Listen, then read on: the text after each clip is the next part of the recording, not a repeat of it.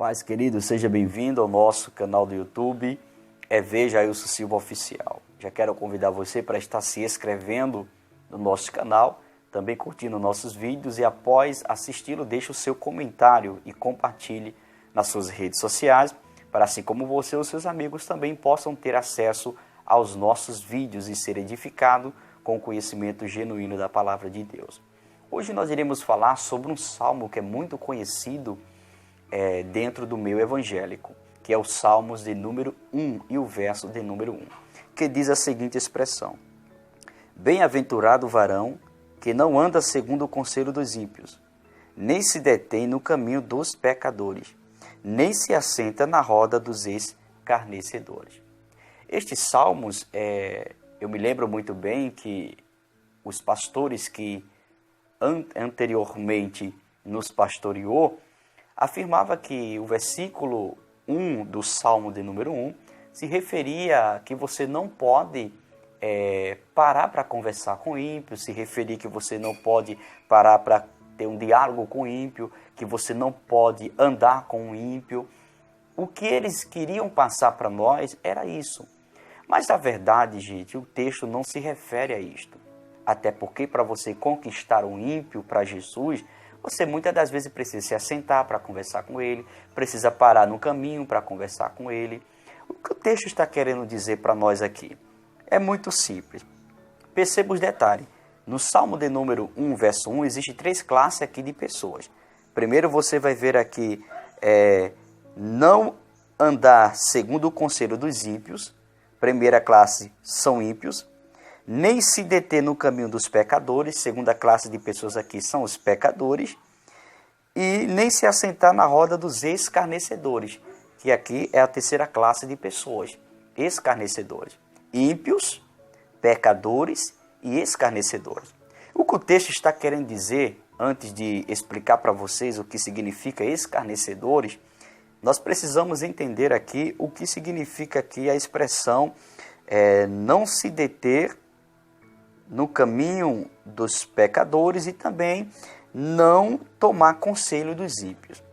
Primeiro, quando se fala de tomar conselho dos ímpios, é porque, na verdade, você que é evangélico, você que tem o pleno conhecimento da palavra de Deus, e que muitas das vezes você vai querer pedir um conselho para uma pessoa que não tem a mesma visão que você tem, que não serve a Deus como você serve. Então, na verdade, essa pessoa não vai ter como te dar um conselho de acordo à vontade de Deus. Então, o que o texto está se referindo é esse, para você não buscar conselho de pessoas que não têm a mesma linha de fé que você tem. Na verdade, o conselho deles vai ser diferenciado do que o que Deus tem para a sua vida. E quando fala aqui, deter-se no caminho dos pecadores, está falando aqui da prática do pecado. Não é que você não possa parar para conversar com um pecador. Não. O que o texto está falando aqui é deter, ficar no caminho dos pecadores, praticar as práticas que eles praticam. Lembrando que todos nós somos pecadores.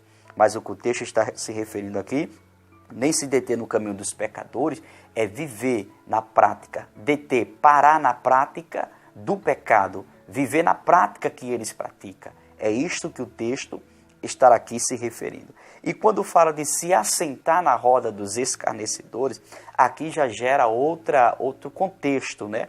É outra explicação, para nós entender quem são esses escarnecedores. Se os Salmos de número 1 e o verso 1, de início fala sobre o conselho dos ímpios, fala sobre não se deter no caminho dos pecadores, então quem são esses escarnecedores? Lembrando a você que talvez você não saiba, mas esse escarnecedor, querido, tanto pode ser uma pessoa que não serve a Jesus, como uma pessoa também que serve a Jesus, que tem uma linha equivocada de interpretação bíblica e fica escarnecendo ou zombando do genuíno conhecimento da palavra de Deus. Agora vamos ver o que a Bíblia fala a respeito dos escarnecedores. Quando eu me refiro que escarnecedor também pode ser uma pessoa evangélica, é porque o Provérbios, no livro de Provérbios, o capítulo 14 e o versículo de número 6, nos traz uma clareza sobre este assunto. Veja bem, o verso 6.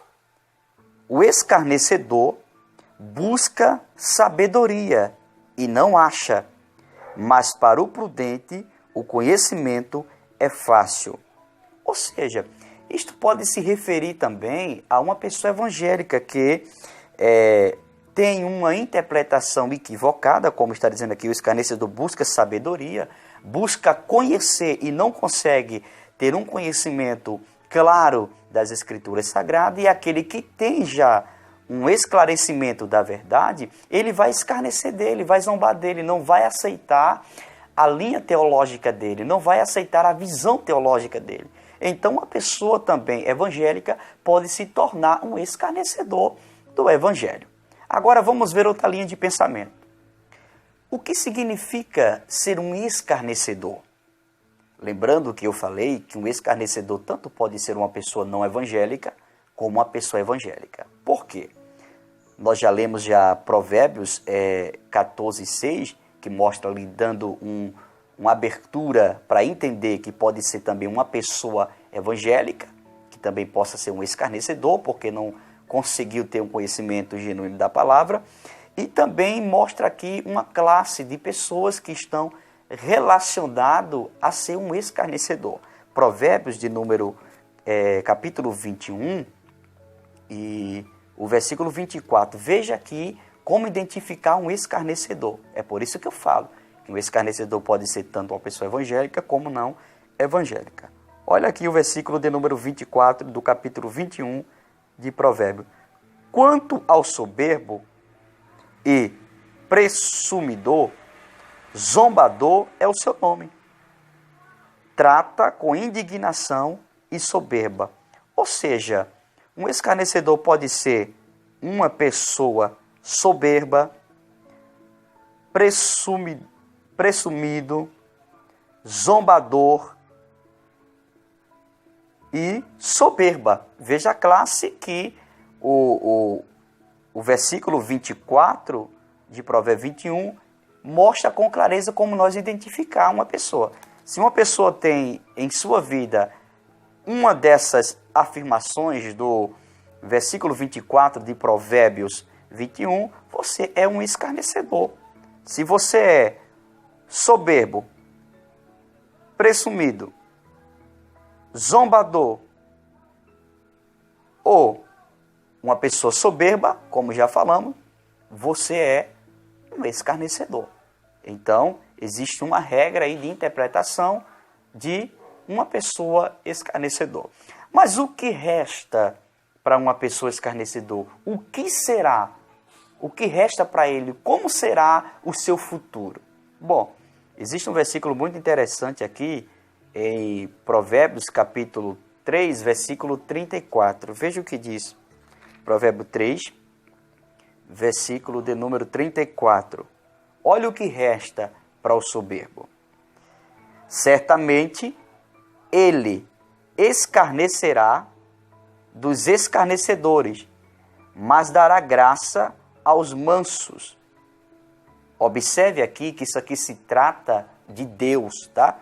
O versículo 34 do capítulo 3 de Provérbios, Deus vai escarnecer dos escarnecedores, ou seja, daqueles soberbos, daquelas pessoas que zombavam do Evangelho, Deus vai zombar dele, ou seja, é como que fosse um troco aqui, Deus vai dar um troco ao soberbo. Vocês que hoje zombam, vocês que hoje criticam, eu zombarei de vocês futuramente. É como tem aquela regra, né?